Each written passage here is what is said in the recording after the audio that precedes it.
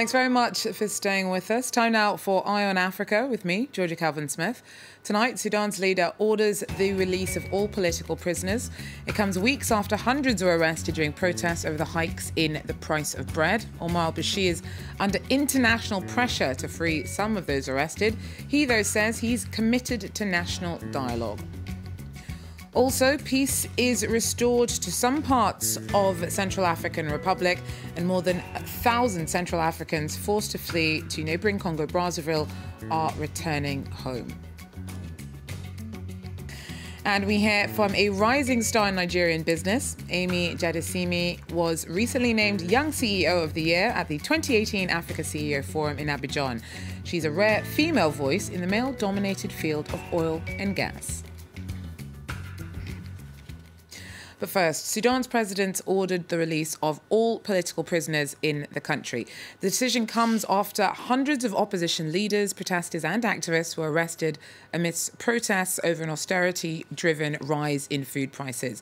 President Omar Bashir's government says detainees will be freed in a bid to encourage progress in years of national dialogue between Khartoum, opposition voices and rebel movements. They're partly aimed at ending war in the Darfur region. The details of how many prisoners will be freed and when are still sketchy. For a closer look at the plan to free so many inmates, I'm joined by Dr. Reeves, a Sudanese affairs analyst and researcher. Doctor, thanks very much for speaking to us. Now, last month, Bashir ordered the release of 80 political prisoners weeks after they were arrested. This week, he's at it again. Do you think that's a sign that he's moderating his position, or is he bowing to external pressures and just playing for time? He's playing for time. This is nothing but a charade, and a charade we've seen many times before when political pressure builds, as it has been building since the announcement of a catastrophic 2018 national budget, which has already seen a tripling of bread prices, medical prices, and this is a release valve for him, nothing more than that. He gets a little political credit domestically, more credit internationally, but it's a charade. No intention to surrender power. So where do national dialogue talks stand at the moment? You must understand that the regime has always understood the so-called national dialogue as a charade itself. They've admitted as much in confidential notes that were leaked. This is simply a way to say to the international community, we are doing something about our genocidal counterinsurgency in Darfur. We're doing something about the rebels in South Kordofan and Blue Nile. We're doing something even though we're maintaining a humanitarian blockade on hundreds of thousands of people in those last two areas. Now, this week, the government actually agreed to back Al Bashir running in the 2020 election. How does that work? Didn't he say he wouldn't stand again? Well, he did, but he is a liar. The regime is filled with people who don't think twice about lying. And he hasn't officially said he'll accept the recommendation of his National Congress Party. But it's a foregone conclusion, always was. There is no rival to him except within the regime. And there are some significant threats from within that regime, broadly construed. Thanks very much, Dr. Reeves there, speaking to us about Sudan and the news of the release of all political prisoners. Now, former Zimbabwean leader Robert Mugabe is to be called to testify at a probe into lost revenue from diamond mining. Lawmakers want the 94-year-old to give details about where he came up with the $15 billion that he claimed in 2016 was the amount of income from diamonds the country lost because of corruption and foreign exploitation. Mugabe was ousted last November. His regime was itself accused of siphoning off diamond profits.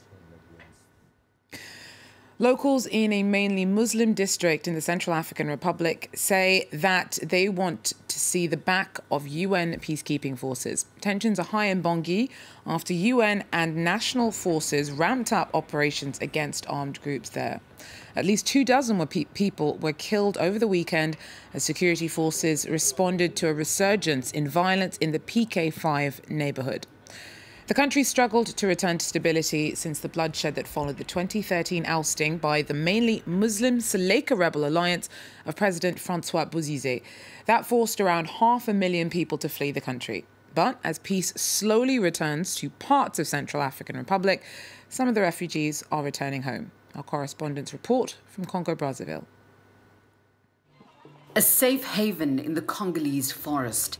These brick houses have sheltered some 6,000 Central Africans who fled violence at home. Around 1,000 refugees have decided to return. Among them is Julie. Like many others, she's exhausted by life in exile.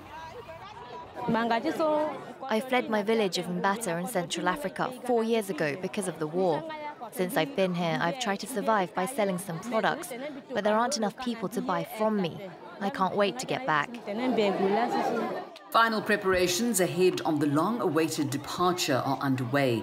It's been 1 year since they claimed repatriation to an area 60 kilometers across the border. The United Nations will ensure the journey home is a safe one. The return we are talking about is a result of what the refugees are telling us. In the Lobai, there is a certain degree of security and stability. So they want to return and participate in the reconstruction of the country. It's time to go. There's joy and many tears for Julie, like many others. It's a bittersweet moment between the refugees who are leaving and those who remain. A last wave and the convoy sets off on a 5-hour journey to the Central African Republic. The returning refugees are greeted with an official welcome. Your beautiful country, the Central African Republic, welcomes you back home. There is justice in this country. Justice will prevail. Compatriots who feel aggrieved must come to us, and we will find a solution to their grievances. The government of the Central African Republic is hoping to see more of the country's citizens return home to areas where it's been declared safe enough to do so. And finally, our team has been to meet a rising star in Nigerian business. Amy Jadesimi was recently named Young CEO of the Year at the 2018 Africa CEO Forum in Abidjan. Now, she heads up a state-of-the-art logistics facility within the port of Lagos in Nigeria, and it's a rare female voice in a male-dominated field. Our correspondents tell us more.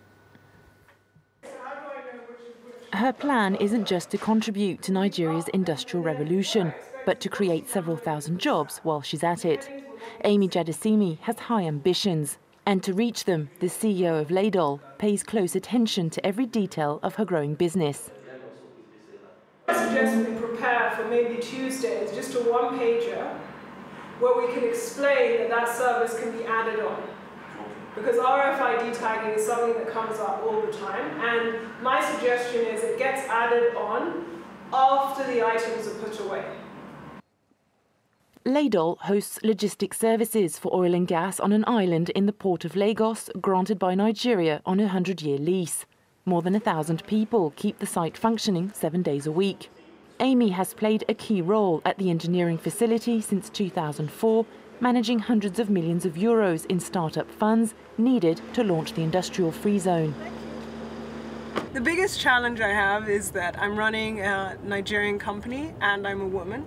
The world is very unforgiving of mistakes by Nigerian-run companies and by women, so we have to make sure that we don't make any mistakes. The 42-year-olds followed an atypical career path. After medical school, Amy Jadesimi turned to finance and was recruited by Goldman Sachs before joining an investment bank in South Africa.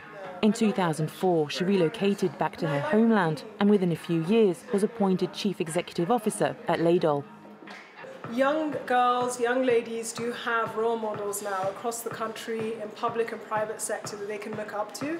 And I think the government recognizes, the private sector recognizes that we have to invest in women. To the extent that I can drive that I can be an example, that I can help achieve that, I'm very, very proud. Women are significantly underrepresented in the oil and gas industry, and Amy hopes her progress will help pave the way for more female executives to rise to senior positions.